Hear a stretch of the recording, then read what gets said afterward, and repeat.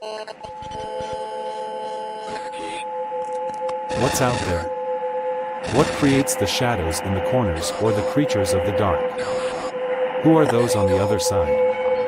What do they have to say? This is the Gateway Podcast. This is not your normal style of paranormal talk radio. Brought to you live from United Public Radio Network, 107.7 FM New Orleans.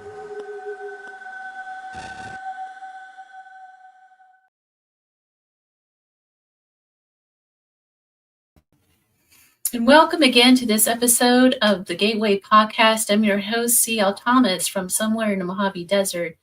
Today's weather in Las Vegas, it's quite cold and it's very windy. I think we have like 80-mile-an-hour wind gusts out there right now. Pretty incredible. They call it the Santa Ana winds. They're a little early. They usually start in early December, but for some reason it's a little later. So it's kind of unusual. We're not experiencing any rain or anything like that. And I know I always give you guys the down low on Las Vegas weather. That's what it's doing. We're having a huge dust storm outside. It's we're getting gusts around 80 miles an hour, and it's pretty interesting out there. So if you notice, I'm wearing a hat.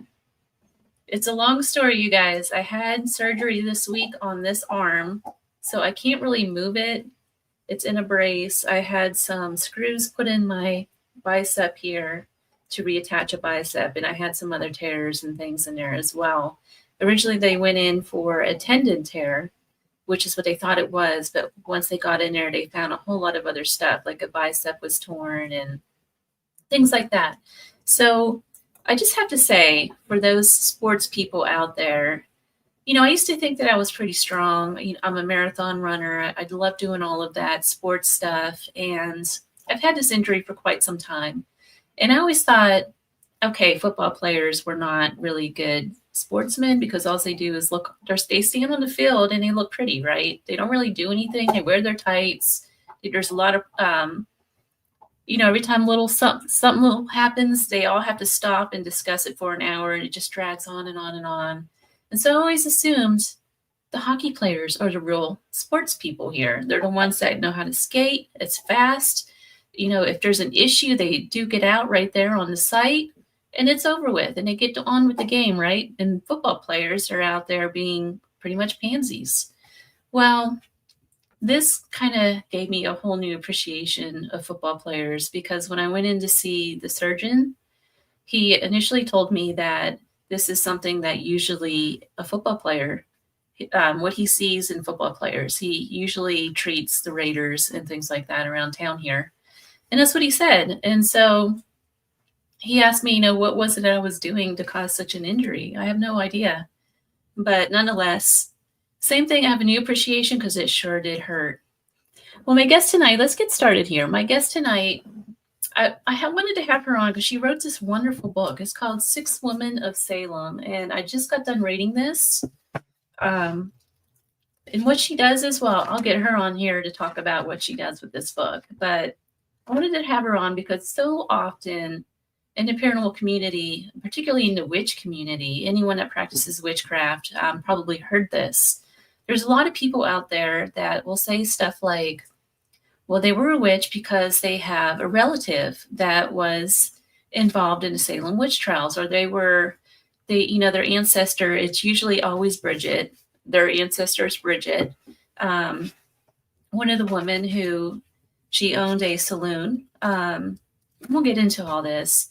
But the current state of affairs is everyone thinks that these women were actual witches, and they're kind of not. So my guest tonight is going to talk about some of the women that were involved in the witch trials and what the circumstances really are. And she's going to address some of the things that are not true, that are circulating over and over again. So without further ado, Marilynne Roach, she's a writer, she's a researcher, she's an illustrator, and she's also a lecturer. She's written 9 books. Most of them are very heavily, which is why I really love her. She's really done the work and the research behind everything that goes into her books. So without further ado, let me get her on. Marilynne, welcome to the show. Hi. Thanks for the invitation. So I'm really excited. You look so bundled up. You're in Boston, right? near Boston. We have a wind chill, but it's not 80 miles an hour. So you win on that one. It's some kind of desert thing. It doesn't happen very often, and it's not a steady 80-mile-an-hour wind. It's like the steady winds are around 25, but then the gusts that come through are anywhere from 60 to 80 miles an hour. So it's like blowing my whole yard down and everything. It's crazy. Knock you over type wind. But it's not cold like it is where you are. It's cold, and it's into the single digits with the wind chill in first thing in the morning, at least. Well, Marilynne, you wrote this fabulous book, and what I really like about this book is you take 6 characters in this book, all of them from different backgrounds. So you have the older woman who is kind of declining in her wealth, which is a misconception on my part because I always figured that these were all nothing more than land disputes when you start discussing the Salem Witch Trials. Then you had Mary Warren, and then you have Rebecca Nurse. You had Mary English. I think that was the businesswoman, right, who owned property. Oh, yeah. Then you had the Spitfire Bridget. Yeah. And then you had Tituba, who had no power at all. So, right. First of all, to get started, how did you get into this researching the Salem Witch Trials? Well, it was always a topic of interest. There were perhaps 2 books about it in my public library when I was growing up and first getting interested in this. But it took off, the interest, back in during the bicentennial of the Revolution, when all local history was getting a new lease on life. And I took the commuter rail train to Salem from where I live, just outside of Boston, and to see certain things that I wanted to see, and found out that some of the stories weren't exactly what I had read about. The presentations have some of the presentations have really improved since then because other people were getting interested in the witch trials, and a lot of scholarly research was about to be done. But while I was up there that first day, beautiful day, it's like the city was drawing me in to get interested. And I thought I'd had some books published already, and I thought this would be an interesting subject. Why don't I write another book about the witch trial?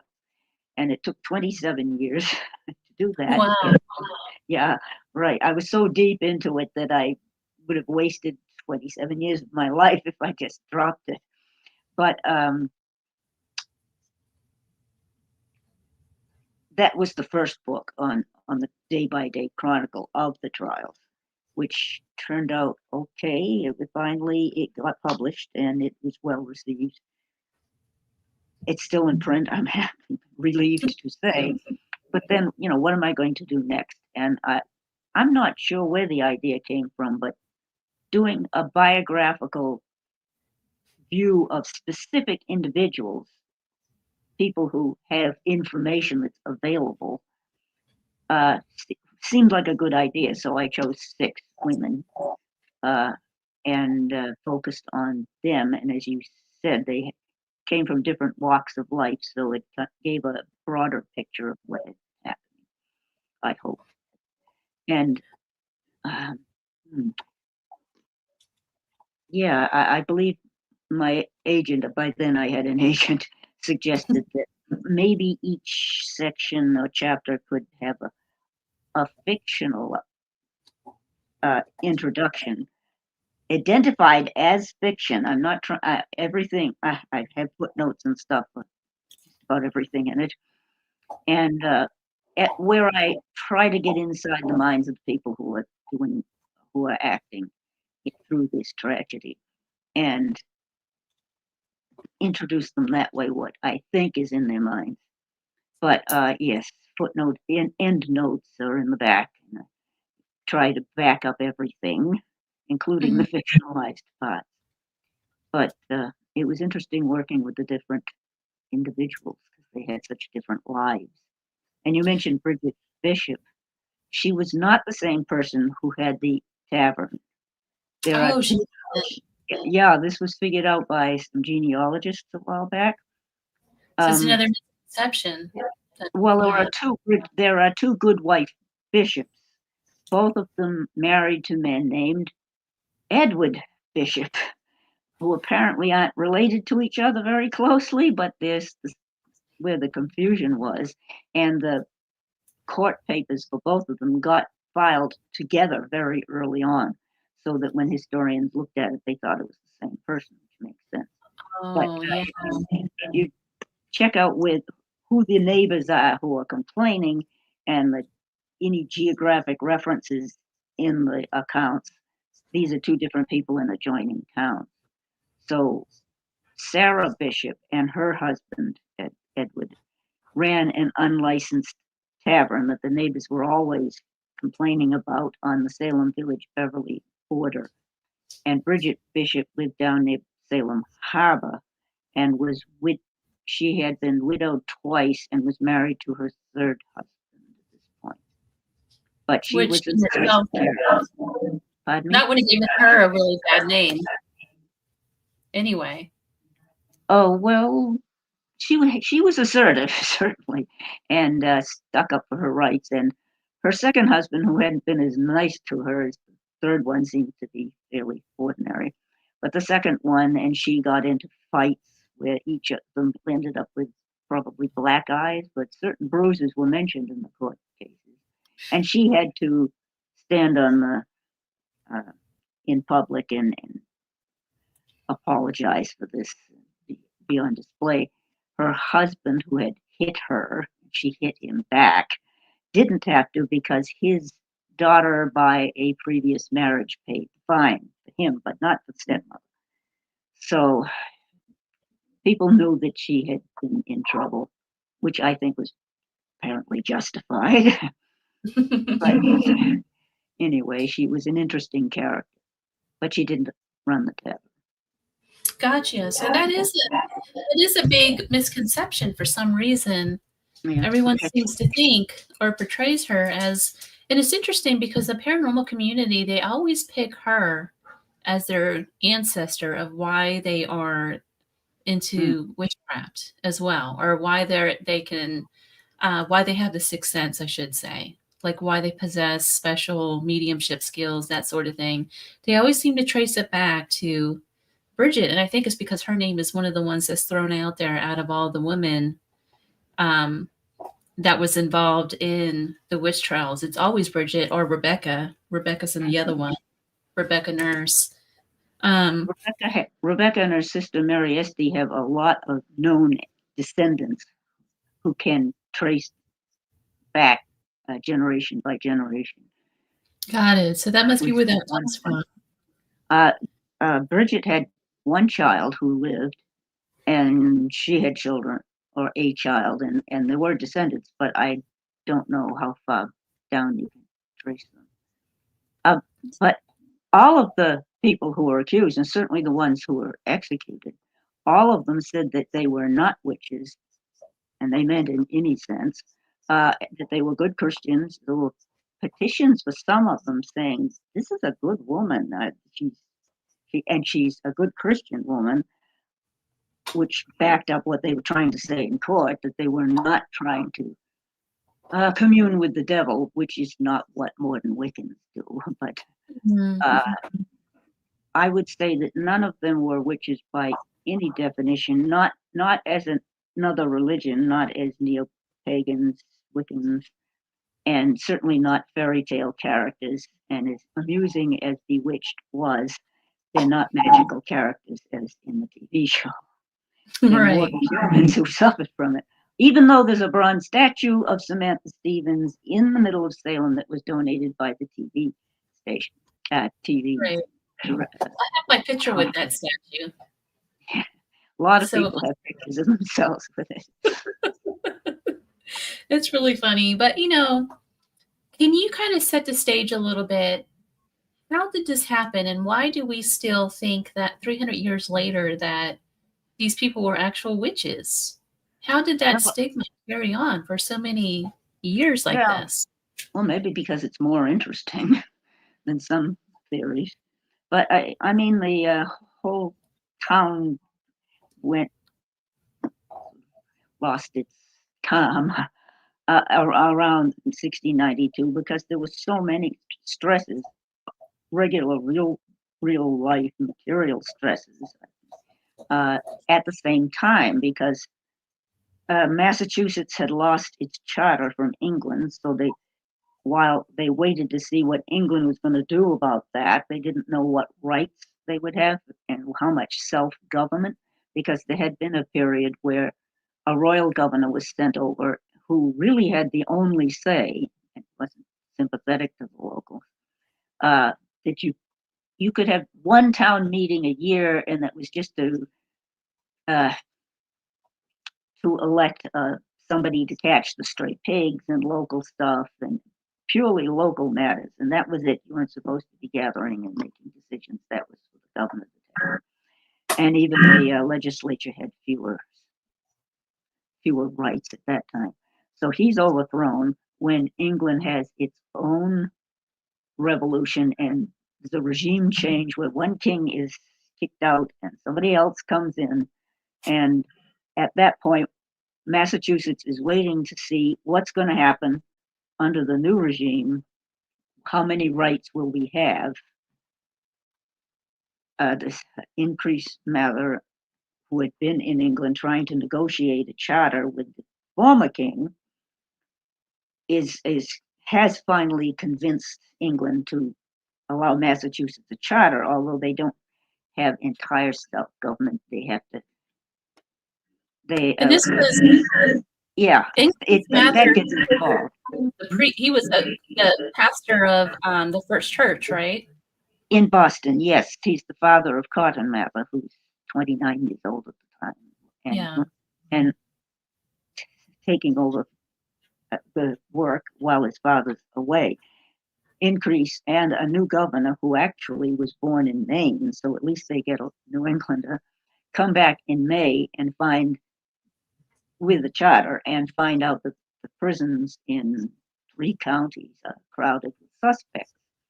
But back at the beginning of it all, which the end of January, is when the girls at the parsonage start acting oddly and experiencing pains and reporting pricking sensations and headaches and just acting oddly. But at the same time, because of the political situation, there's also war with French Canada, the French settlement. King Louis would like to take over the rest of the Eastern Seaboard, and their indigenous allies, who have their own reason to resent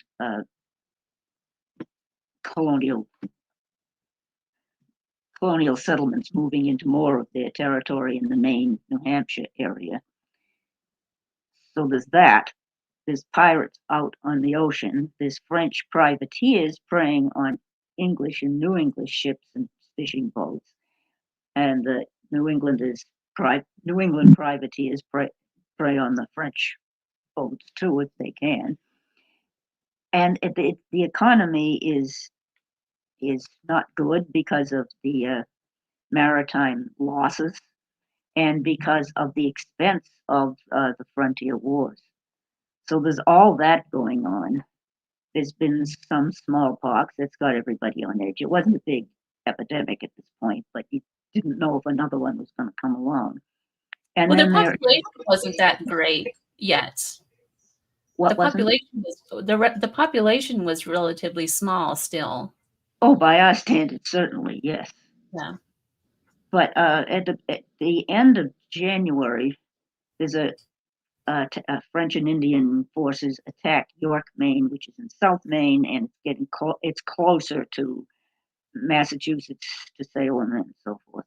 And that, I think, was really a big scare at the time because people were taken captive. There were a lot of deaths, and that part of what they were worrying about is getting closer and closer.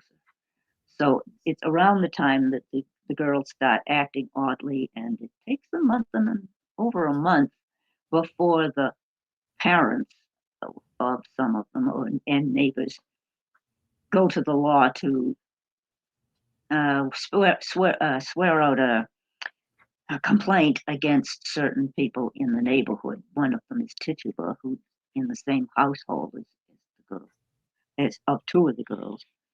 The Sarah Osborne, who's a sickly woman who's had let's see, her second husband isn't letting go of the first husband's property to her sons, and there's problems there.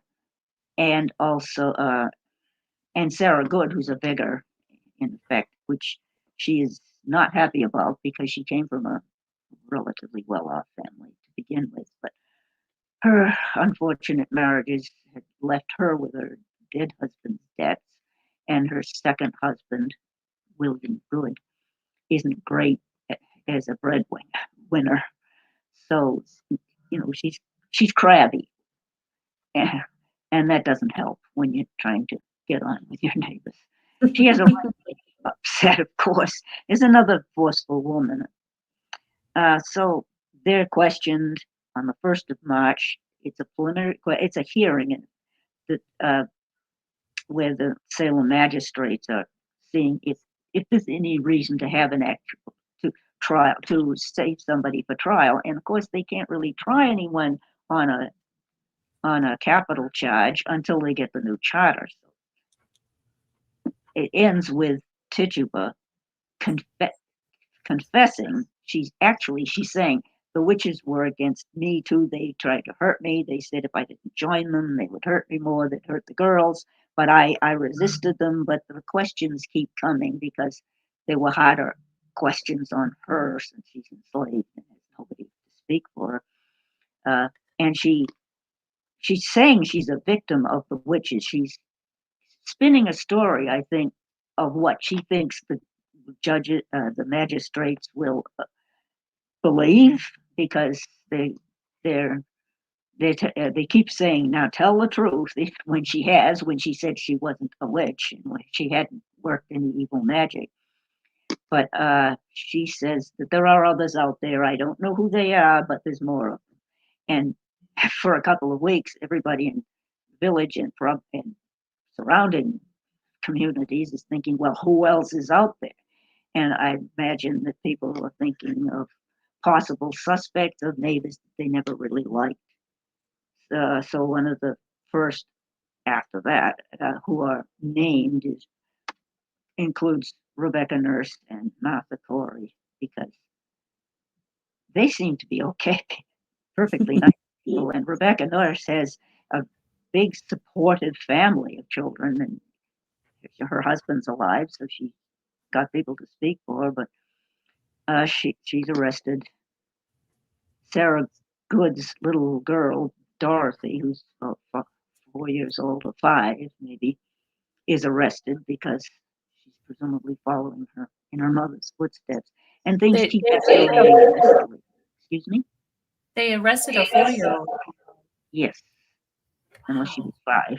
Because, and this is the thing that they should have known couldn't be trusted from the beginning, because her spirit had been seen by her supposed victims, the bewitched girls, and 4 at the beginning, and then there's more people who think they're bewitched.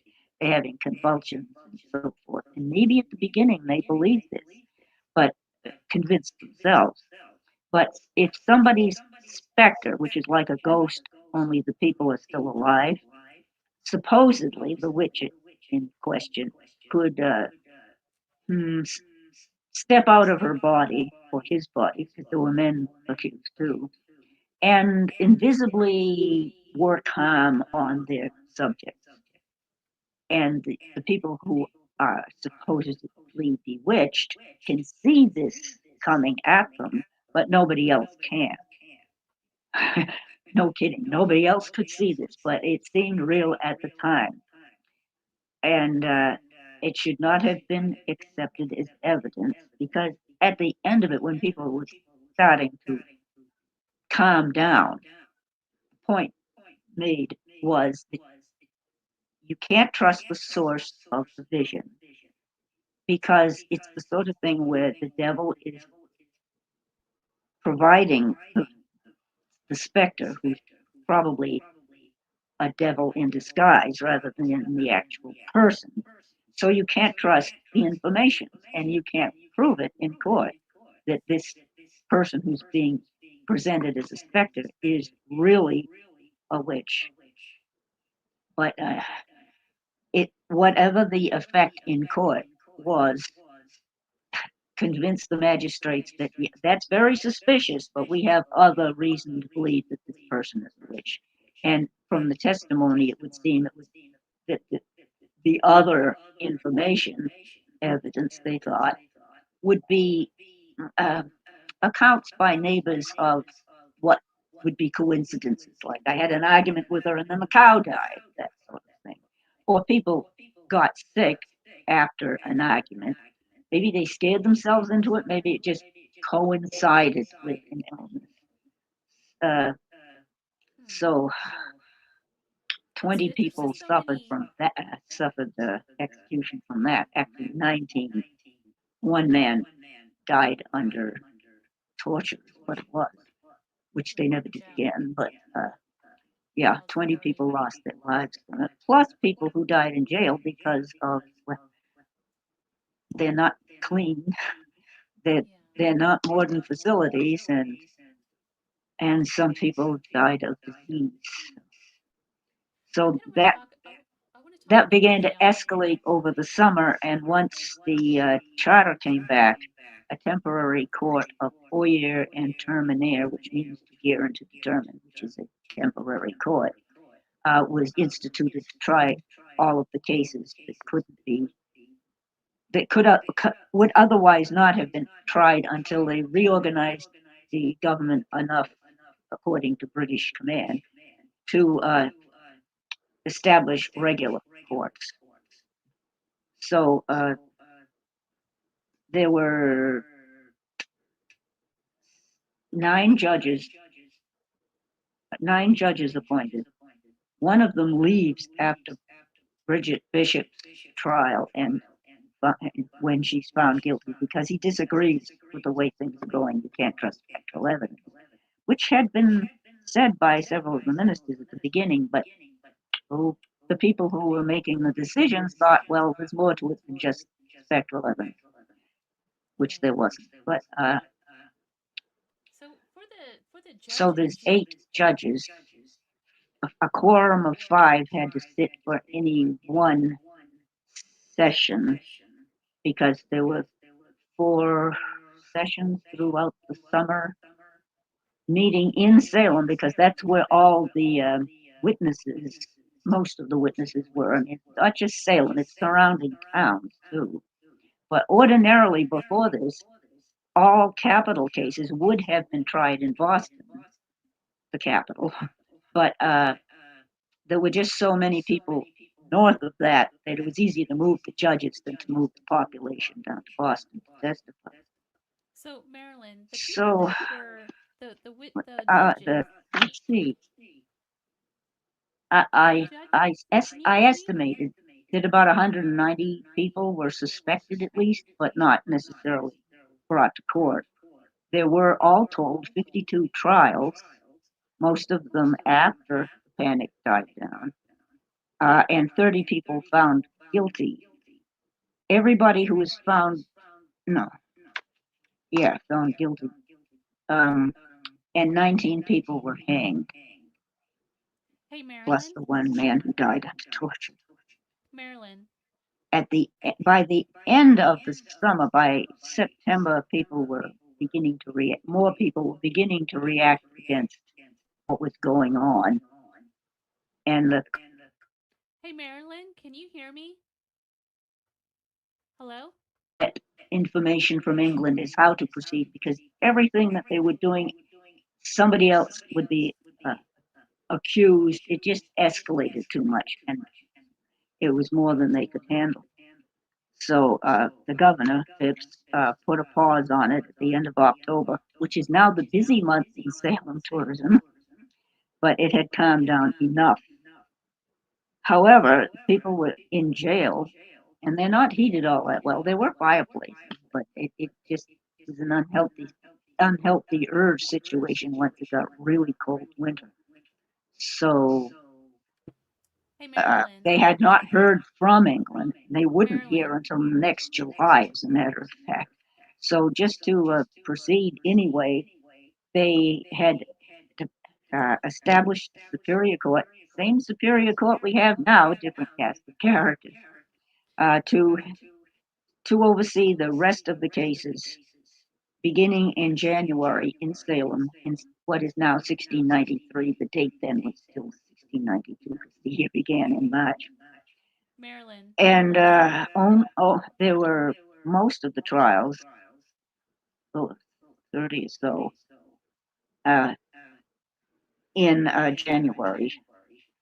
Most of the cases were dismissed for lack of evidence, which actually they all should have been, but and only, and I put that in air quotes, only 3 were found guilty. But a stay was put on the execution until they could hear from England. So nobody was actually hanged after that. And eventually, when England sent them advice, which amounts to do your best, do what you think is best, people were let out of jail when they could pay the fees, because you had to pay your room and board. Marilyn. And it slowly ended. And one of the last cases, in May of 1693, was Tituba's, and she was found not guilty. Hey, can you hear me? I can hear you. Okay. So I was trying to back you up a little bit because I wanted to talk about the conditions that these people were experiencing in the jail from the accounts that I've read. And I wanted to talk about the judges and who they were. Like they had Nathaniel Hawthorne's great grandfather was actually one of these judges, and he actually changes his last name because he doesn't want to be associated with that at all. But these judges were there were 2 religious leaders, from my understanding, Increase Mather and Nope. No, there were no ministers on the. Actually, ministers who are working ministers who have a congregation did not take any civil roles. okay. They were barred from it. So what was the conditions like in the jail? Because from the accounts I've read, it was that once you were arrested, like if you were arrested and accused as a witch back then, the jailers, if you didn't have the money to pay for your room and board in this jail cell and you didn't have relatives to bring you that stuff, legally they were able to confiscate whatever property you had. No, I'm happy to say they didn't do that.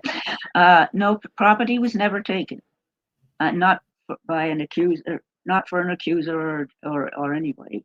There are existing documents where the jailer was asking for reimbursement and back pay. He had 2 years of back pay that hadn't been paid. And the itemization mentions how much he had expended for certain prisoners, which was handy to know. But you at least got bread and water or something on that line. But you also, if you survived this, you were supposed to pay room and board, and a relative would have to come up with that because you're in jail. What can you do for money? Wow.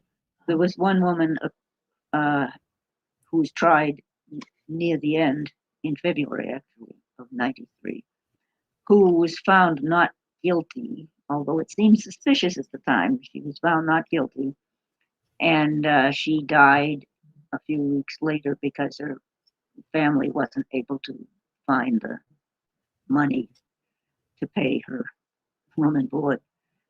But yeah. So she just starved to death? No, I guess she had bread and water, but she was old and ill from being in an unsanitary place for months. Yeah, that's really Because sad. there's no plumbing. So But Out of these 6 women that you have written about, the only one that could conceivably even have any kind of witchcraft abilities at all, if they did have any, would have been Tituba. And it's because of the story that stems from her reading the tea leaves or something to the kids Uh, that sets this whole thing yeah, off. that seems to be something from the 19th century, assuming that because she was from presumably Barbados, but somewhere other than New England, and not white, that she had these strange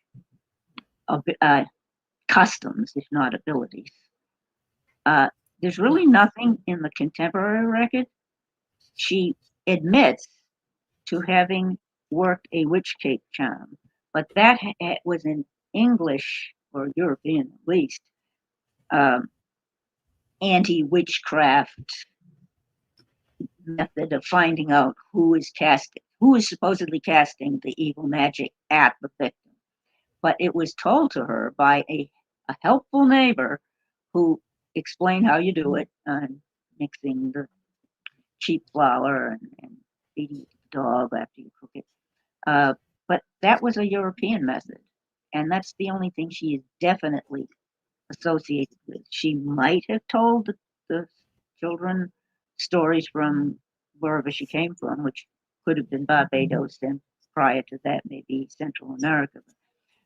But those are guesses. Nothing in the court records say for certain. Got it. There were some poppets, which is like a voodoo doll, poppets found in the basement foundation of a house that Bridget Bishop had lived in that was being dismantled for a new house on her property. But that house had been built well before Bridget lived in it, when she was married to her second husband. And I think it was probably one of those luck charms to ward off evil magic that were worked into house's structure and were for a long time afterwards. But I think that had to have been put there before she even lived in it. So Right. there's mention of poppets, but sometimes it sounds like any bundle of fabric remnants that someone had around when people start confessing out of fear. They want to see a poppet. We'll show you a poppet. Here's these rags, and I've tied a string around them. So nobody seems to be really working magic, but people were frightened enough to confess to things after a while. Can we talk a little bit about the setting in Salem that kind of led up to all of this? So this is late 1600s. There's no 69. electricity. It's a very cold winter. We're in the winter months of January. Mhm. They wouldn't have celebrated. I don't think the Puritans celebrated Christmas. Correct me They if did I'm wrong. not. No, they Yeah. didn't. So it would have been like a dark time for them. Yes, and with the attack on York on the frontier, that was frightening. Right. There were also, local controversies and quarrels at the same time that were more local than just the general unease in Massachusetts. Part of Salem Village, where it started, is the rural part of a larger Salem, larger than Salem is now. It comprised most of what is now Danvers and parts of Middleton.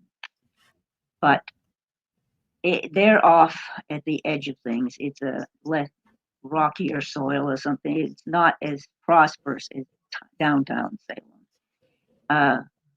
And part of Salem Village would like to be its own town because going into Salem for anything they needed to do for town business, standing watch or selectmen meetings, it was a long walk. And there was a day when I was up there, and the bus didn't come, and I walked from Danvers into downtown Salem to get the train, and it is a long walk, and there are more distant parts of Salem Village. So that was one concern, but others didn't want to break off to be a separate town because there were the economy. Their economy was more associated with the harbor part, with the other where merchants were.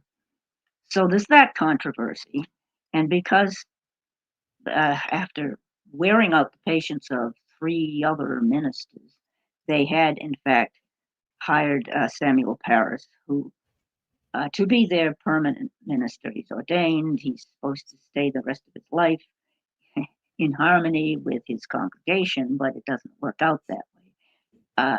It must have been personality conflicts, but after he's been there a while, some good part of the congregation would rather he was somewhere else. They would rather have another minister. They're sorry they hired him. Other people are supporting him during and after the trials, but there's a controversy about whether he's a good idea to be there or not. So those who don't like him just stop paying their share of his salary. And it's cold, and the wood pile is down to almost nothing. So that was another stress that particular winter. And there's also neighborhood quarrels from some of the accusations. You can tell that Mrs. Ann Putnam really didn't like Rebecca Nurse or Martha Corey because she says she sees their specters coming after her.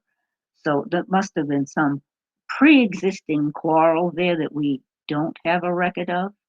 But gossip, people rubbed each other the wrong way. They were supposed to be living in harmony as good Christians, but human nature is stronger than that. It's a shame. But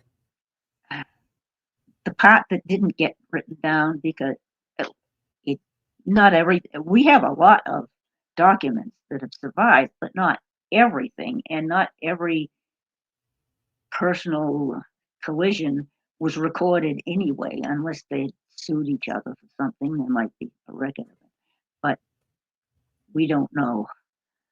But gossip was a favorite indoor sport, and there was a lot of that. It wasn't naturally because there's no television or anything. No. Yes, so people talked. Can you, real quick, can you talk just briefly about the 6 women that you mentioned in your book, and your thoughts about why they might have been targeted? Well, Rebecca Nurse wasn't the usual suspect because her husband's alive. She has a large extant family where they're supporting her, and they supported her all through it. Because even after she was found guilty, they got petitions together and they got neighbors to speak for her, and it didn't help in the end. But she's not the usual suspect. But again, the Putnams, for some reason, didn't like her already. Let's see, the next one, Bridget Bishop. Well, she was much more assertive than a lot of women, and had quarreled publicly with bloody noses, maybe, with her second husband. So she had been accused also once when she was between husbands and widow.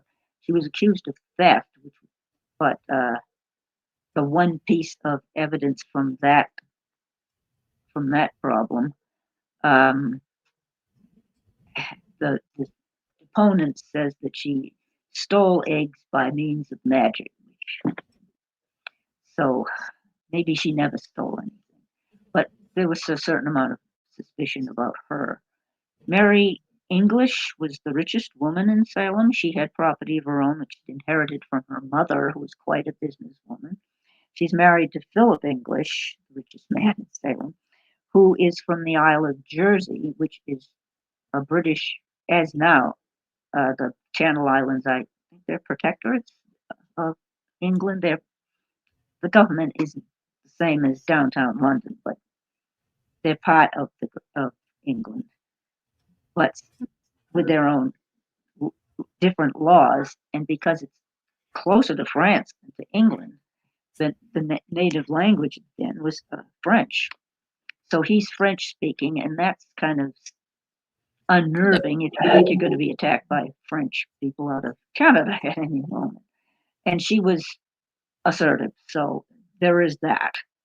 Let's see. Well, Mrs. Ann Putnam, who seemed to be a tightly wound character. She didn't like certain neighbors already. It's hard to say, but she had been disappointed in inheritance when her father died. She didn't get much of anything, and it all went to her mother, who's an assertive woman actually, and her brother, a couple of brothers who were running a family business of they ran a ferry over the Merrimack River. So they wanted to keep the business rather than divide it up amongst the children. So that was a disappointment. It might have had something to do with it. There's Tituba, who is a woman of color, always described as Indian, by the way, by the white men who are writing the stories. She's from somewhere other than New England, possibly Barbados, where Samuel Parris, who owns her, had inherited a plantation, sugar, which he rented out. But there'd been a slave revolt, and there'd been a hurricane, and he changed his career, moved to Massachusetts to become a minister after not either he's a failed merchant, or maybe it was something he always wanted to do, because he'd been to Harvard, but he'd had to leave it when his father died and so forth. So she's in a place where she didn't grow up. She's probably considered an exotic character, and and being enslaved, she doesn't have a lot of people standing in her corner saying, no, she's a good person. She's in an awful situation, but she does survive the trials. And the last one was Mary Warren, who's around 20 or just 18 to 20, who's a hired girl for the Proctor family. John and Elizabeth were the main characters in the crucible. She thinks she's bewitched, or acts that way. I think she convinced herself of it. But then she realized, after John had hit her a few times, actually, to bring her back to her senses, as he thought, that she had been mistaken, that she wasn't really being attacked by witches. She said, and she publicly says this, which unnerved the other supposedly bewitched girls and young women at this point, because more and more people think they're bewitched, because that puts doubt on how accurate their accusations are. So whether it's conscious or unconscious or subliminal or something, they accuse her, Mary Warren, of selling out, because one of the things the specters supposedly did was to urge their victims to join them in the devil's army, and or they would hurt them, which supposedly explains the convulsions. So if she's not feeling those pains anymore, does that mean she's sold out to the devil? Does it mean she is now a witch? And she's arrested and questioned at her hearing, and she is out of her mind with fear. I think she can't put words together for a full sentence, and they have to send her out to calm down, and they then question someone else. I think it was Bridget Bishop on that day. And they bring her back, and she's not making a whole lot of sense, but it sounds like it could be a confession. But after that, she just agreed with whatever they asked her. are you a witch? Is so and so one of your Confederates? Yeah, whatever. She'll accuse anybody, and she survives the trials, but kind of disappears into history. Do any of these women have anything in common with each other? Other than that they were accused, like, was there anything about them that kind of made them a target? Because they Well, all some seem so seem different. more obviously more obvious to be a suspect than others, but they don't seem to have that much interaction with each other. I mean, they live in different places and different situations. Just, I would say they're all women, of course, but that's not the only reason people would be suspected, because men were arrested too, and 5 of them were put to death. So a quarter of the hangings that summer were men, which is the subject of the book I'm writing on now. But no, it's hard to see any connection really, except that they probably had some differences with neighbors who were willing to suspect them. But I don't see too much interaction amongst the 6. Yeah. Do you think that anything like this could happen again?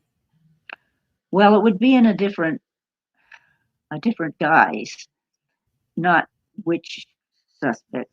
So I would hope not witch suspects, but people can and have been suspected of other things. Let's see. Well, it's often compared to the Army McCarthy hearings of who's a communist and who wasn't in the 1960s. Oh yeah. And that tragedy didn't result in death, I think, but it certainly ruined careers. And it inspired Arthur Miller to write The Crucible and put that on the map, and that's the source that much of which is quite fictional, actually. But that put the witch trials in front of the public, and it's still there because it's taught in schools and frequently performed.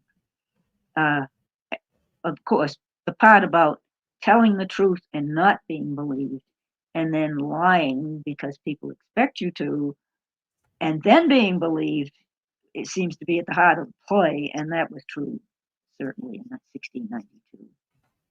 Wow. Well, Marilynne, we are at the bottom of the hour already. I told you it would go really fast. It did. I need a 2-hour show to get into all the stuff I want to discuss, because there was a lot that I wanted to get into and just didn't get a chance to. Where can people find your book? I know I bought my copy, and I have another book of yours too, by the way. I know you got 9 books. I have another one. I got this copy at Barnes & Noble. Yeah, Amazon too, and sometimes local bookstores. And if you're in Salem, it's on the shelves. It's on the shelf just about everywhere, I think. Well, in Salem at least. It's what 11 or 12 years it's been out, so it's not a new book.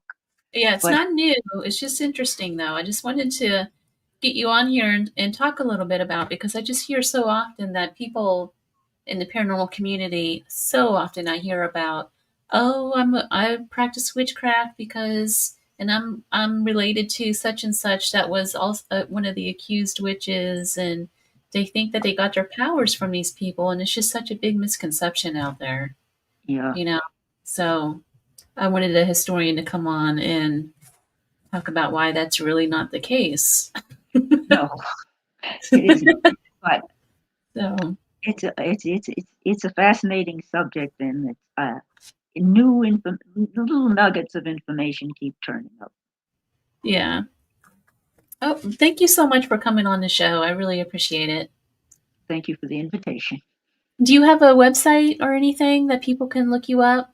Yeah, it needs to be updated. MarilynneKRoach.com. If you spell Marilynne and Roach correctly, because they're both a little different. Yeah, but you know what? If you just put Six Women of Salem, put that into Google, and you come right up in there. I should. So Put that's in how witch and I come right up. that's how I found your contact information. Good.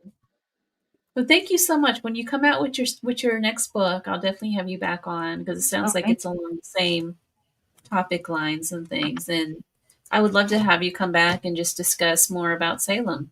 Thank you. Well, have Six Men of Salem, they had quite different lives, and it extended over a wider geographic area. Yeah, it's just amazing. Once you really start digging, I'm just so fascinated by that area. I used to live in that area for a very short time in my life, and I did a dissertation on Nathaniel Hawthorne, his love for maritime.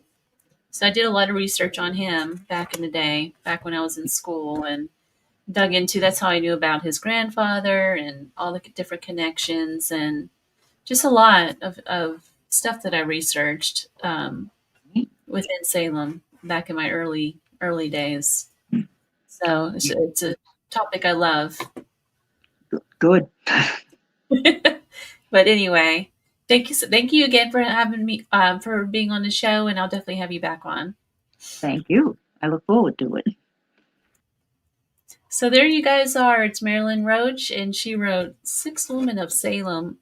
I highly recommend this book for many different reasons, especially if you're really into witchcraft, if you're really into the history of Salem at all. This is a great book to pick up and to read. Again, it's at Barnes & Noble. That's where I picked up this copy. But if you look up MarilynneRoach.com, she does have a website. She's very gracious. She has 9 other books out there that are just as good. Highly recommend. Thank you for listening to The Gateway tonight, broadcast live from 107.7 FM New Orleans, United Public Radio Network, and I will see you again next week. Next week's guest, I have a really good tarot card reader coming on. I'm not going to disclose her name because I don't have it set in stone just yet, but she is planning on coming on. She's pretty famous for tarot card reading, so maybe she'll even do a few readings. I don't know. We'll have to stay tuned till next week. In the meantime, I do have some exciting news about the magazine coming out, and you'll hear more wind about that next week. And that's all I've got for you guys. Until next time.